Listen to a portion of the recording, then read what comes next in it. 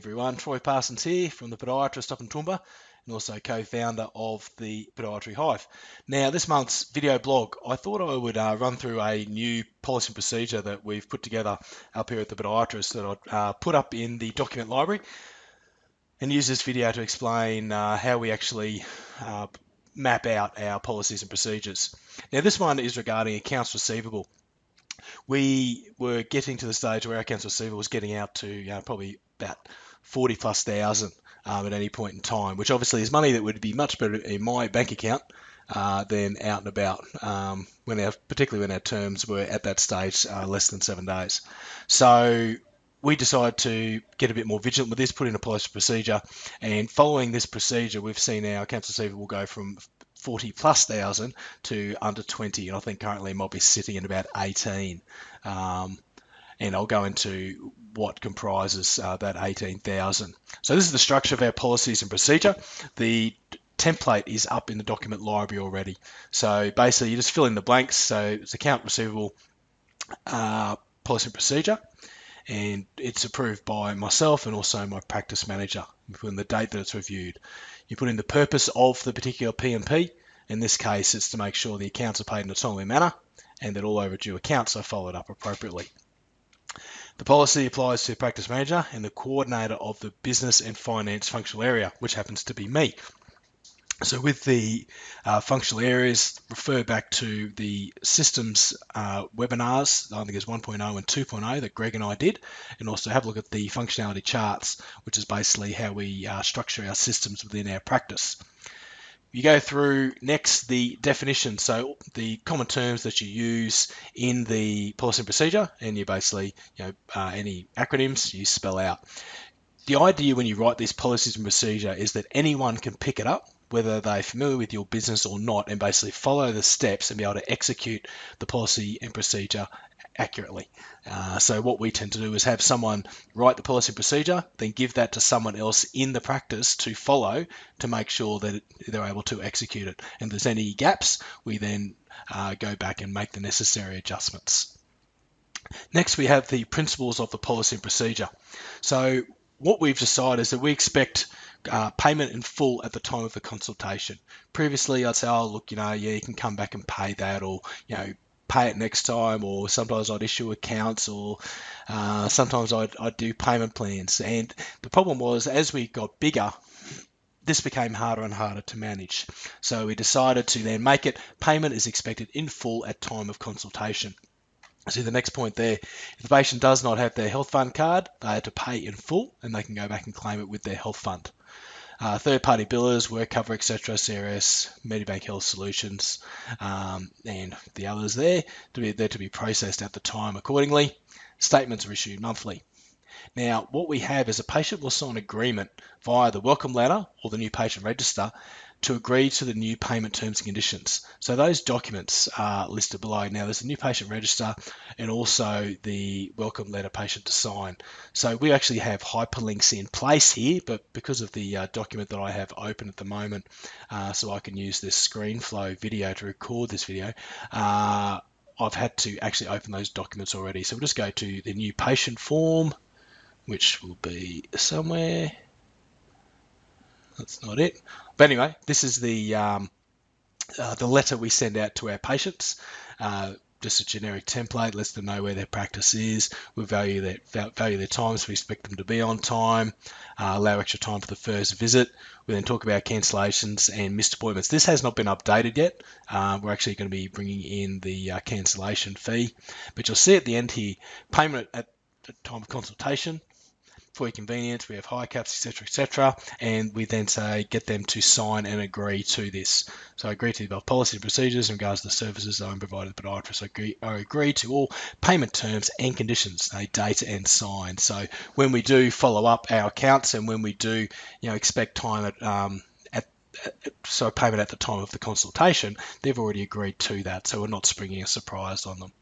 Also on our new patient register, and I've got that here, here's our new patient register, so they fill out all the relevant details. Again, I think this is up in the document library, but at the end we have payment at the time of consultation. And again, they sign and agree to that. So we have two ways for them to acknowledge the policy and two ways for them to actually confirm that they will comply with that.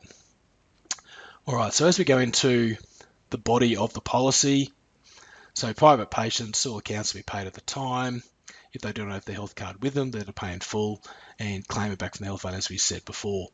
When this is not practical and after approval from management, an account will be issued. So an account will never be issued unless approved by the practice manager or myself.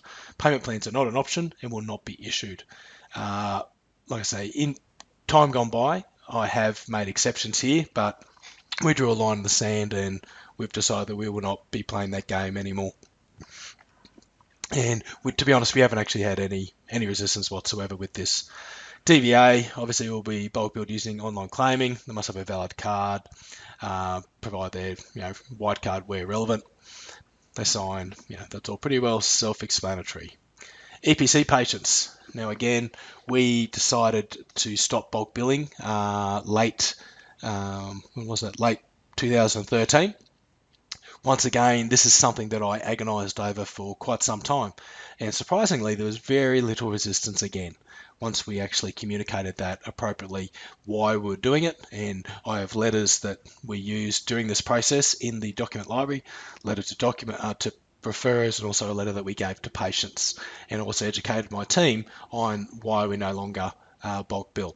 So our policy is we expect $63 at the time of consultation. And then at certain of our clinics, we can use their Medicare card and a valid debit card to use Medicare Easy Claim to rebate that $52.95. We do have a couple of clinics where there is actually some bulk billing, but that is a separately negotiated agreement with some various services. Third party, basically they take care of themselves. All patients who have been through a third party must have the appropriate paperwork and authorization prior to consult. This is something that we had to make particularly clear with more our administration team and also our podiatrists, is not to initiate any treatment or consultation until approval has been provided. And then once these invoices, once the consult's been completed, the invoices are processed and they're uploaded on the day of the consultation. Next step is monthly statements. Now we use front desk, so my practice manager executes this procedure, but it just shows how she'll use screenshots as a way to make it easy for people to see what's going on. I might just reduce the size here. Oh, these boxes have been cut off. Why is that?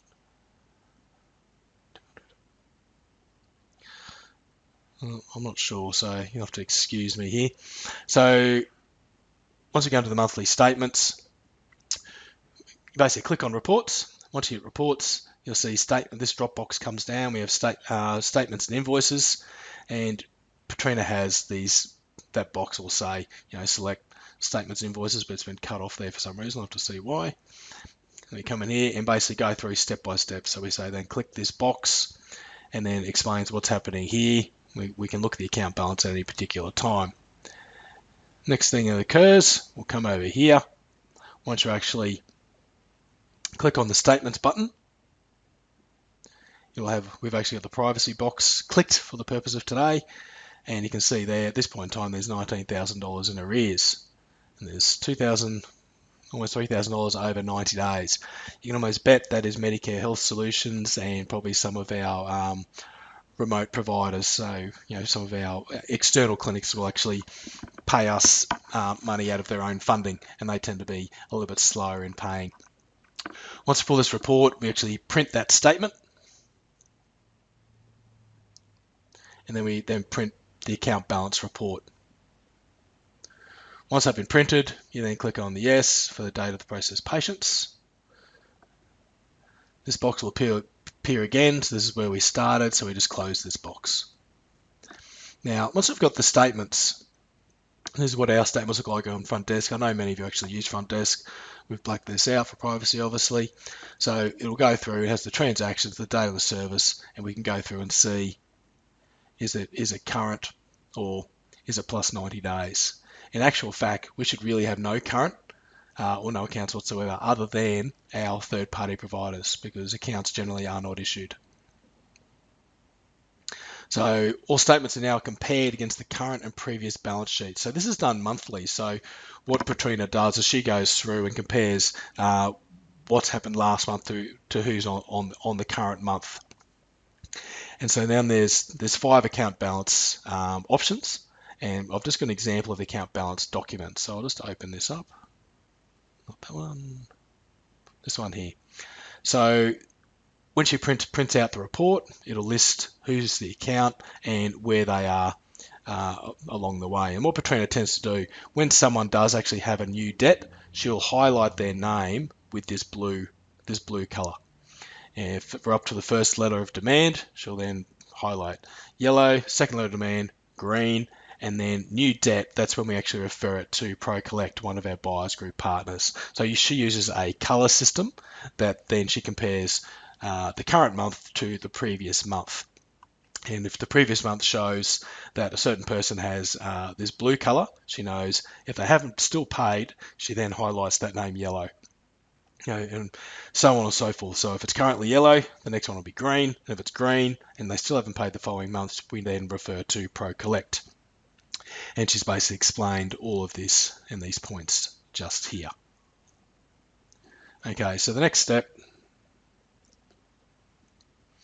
Petrina goes through. So all current accounts are posted to the account holder. So anyone who's current, we post out the account again, letting them know our terms. All accounts past 30 days will receive initial letter of demand. This letter of demand can be found in the patient's file in front desk. So that's actually, I might even put that up in the document library for you. It's basically letting people know they've acknowledged their current terms, they're outside those terms. If they can make a prompt payment, that would be fantastic. Next, those that are past 60 days, they will get a second and final letter of demand, letting them know that if we don't receive payment in the next couple of days, they will be referred to ProCollect. And all accounts that are more than 60 days are referred to ProCollect. Now, ProCollect, you'll read in the buyers group, they've got the cash flow management service. And so they manage small amounts, generally under $1,000. And I think it costs $20 per bad debt or delayed debt that they follow up. So what we do is we just contact them, fill out the debtor's name, address, phone number, brief description of the transaction, the relative dates in the amount owing, and we just send that through to ProCollect, and then they take care of everything from there. So that's just the instruction sheet there. Petrina shows how she completes that form. We then send that out. We email Sheena that we've sent this through, and like Petrina has there, that then costs $20. ProCollect will send the podiatrist a statement at the end of every month, including charges of new debts and payments received. Any queries should be directed to the accounts manager. The documentation for all the above, monthly accounts, balance sheet, ProCollect new debit sheets, are in a binder that we keep on the practice manager's desk. So she's just got an easy record. You could certainly keep this online as well. And then basically we both sign off, and that then constitutes our new policy procedure. We then go to our team and we educate them on the procedure and get any feedback along the way. But it's very important that you actually get a third party to go through the procedure to make sure there's no holes or gaps in that procedure.